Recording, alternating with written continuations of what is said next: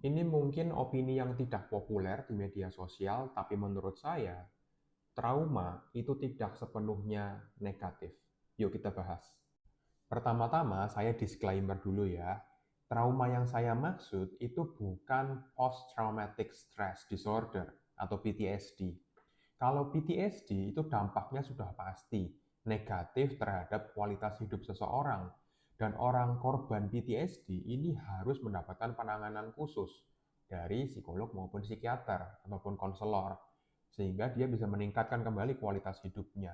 PTSD itu misalnya korban kecelakaan, korban kekerasan rumah tangga, korban seksual assault, korban bencana alam, korban penyerangan, saksi penghilangan nyawa seseorang, macam-macam gitu ya.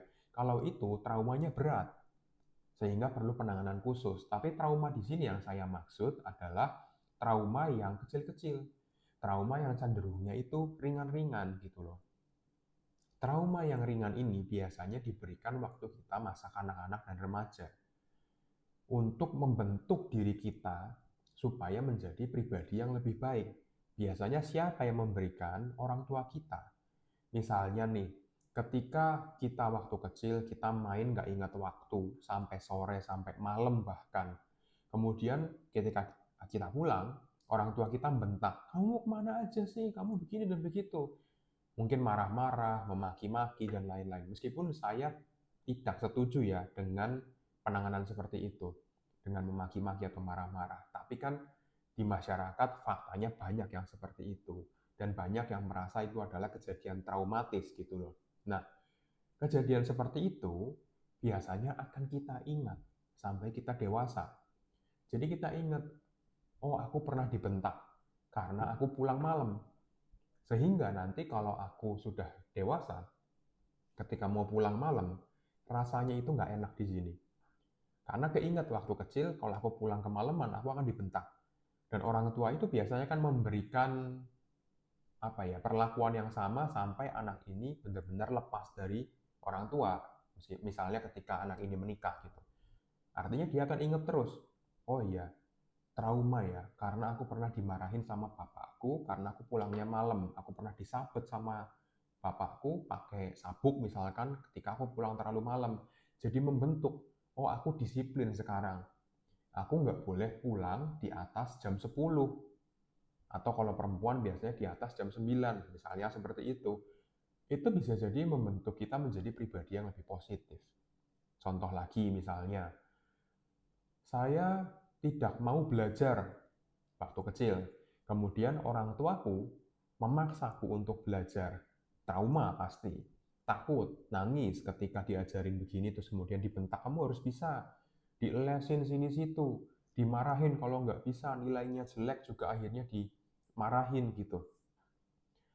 Tapi disadari maupun tidak, ketika kalian nanti dewasa, kalian akan merasakan bahwa, oh iya, aku itu nggak usah disuruh, akan belajar, akan bertanggung jawab terhadap tugas yang aku beri, yang aku dapatkan, gitu. Kenapa? Karena aku waktu kecil pernah mendapatkan perlakuan traumatis dalam tanda kutip sama orang tuaku. Ketika aku nggak berhasil melakukan tugas, aku nggak berhasil melakukan sesuatu, aku dihukum. Nah, itu akan membentuk kita. Jadi pas dewasa, aku akan lebih bertanggung jawab terhadap tugasku. Belajar misalnya, atau kalau sudah kerja dengan pekerjaanku. Jadi, kalau boleh disimpulkan, trauma itu tidak sepenuhnya negatif, tidak sepenuhnya buruk.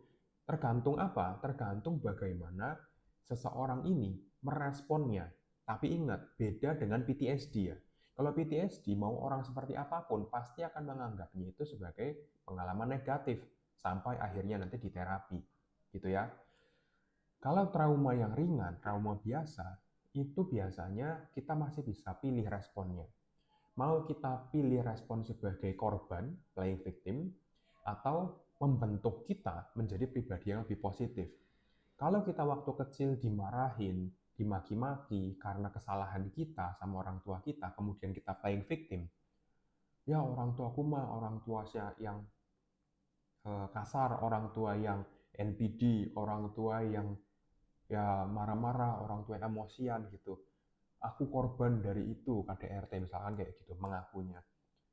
Kemudian asalkan orang tuanya juga nggak berlebihan ya dalam memarahi atau mendisiplinkan gitu. Kalau berlebihan ya masuknya udah KDRT, beda lagi gitu. Nah, kemudian ada cara kedua, yaitu ketika orang tua mendisiplinkan, yang mana biasanya akan mengakibatkan sedikit banyak trauma gitu ke anaknya. Anak ini kemudian membentuk pribadi yang, oke, supaya aku nggak diperlakukan seperti itu lagi, aku harus berperforma lebih baik. Berarti mulai sekarang aku nggak boleh pulang terlalu malam. Berarti mulai sekarang aku harus bisa belajar sendiri. Berarti mulai sekarang aku harus berbicara dengan lebih sopan dan ada etikanya. Karena kalau aku nggak sopan, nggak ada etika, aku akan dihajar sama orang tuaku, dalam tanda kutip. Jadi trauma itu bisa membentuk seseorang sampai orang ini dewasa. Bukan selalu dampaknya negatif. Bukan selalu trauma itu waktu kecil akan mengakibatkan orang ketika dewasa itu menjadi anxiety, menjadi depression, menjadi ini dan itu. Belum tentu. Tergantung bagaimana kita sebagai individu meresponnya. Oke, waktu kita kecil mungkin kita nggak ngerti gitu bagaimana cara meresponnya, kita hanya nurut saja. Tapi mulai remaja, SMP sampai SMA, kita sudah mulai bisa berpikir karena kemampuan kognitif kita sudah mulai meningkat, sudah mulai bagus gitu. Sehingga saya menyarankan dengan kalian semua, kalau orang tua kalian mendisiplinkan dengan cara yang masih oke gitu ya, bukan KDRT, bukan apa, tapi marah, mungkin mendisiplinkan, mungkin sedikit membentak, itu demi kalian pasti gitu loh. Tapi kalau sudah main tangan, kalau sudah apa ya, sudah kasar, itu sudah bukan membentuk pribadi lagi, itu sudah kekerasan gitu loh. Itu nggak bagus lah gitu. Tapi kalau hanya sekedar mengingatkan, mendisiplinkan, menghukum karena kesalahanmu gitu, ya kita bisa merespon dengan cara yang lebih baik supaya kita menjadi pribadi yang lebih baik gitu. Kurang lebih sih seperti itu yang pengen saya sampaikan pada VT ini. Semoga sih bisa ditangkap dengan baik, dan mungkin ini adalah opini yang tidak populer, tapi coba untuk dengarkan dulu sampai selesai, barulah kalian memberikan opini kalian juga. Ya, kita berdiskusilah secara sehat di setiap VT saya di kolom komentar. Oke, semoga bisa memberikan wawasan dan insight kepada kalian semua, dan salam sehat jiwa bagi kita semua.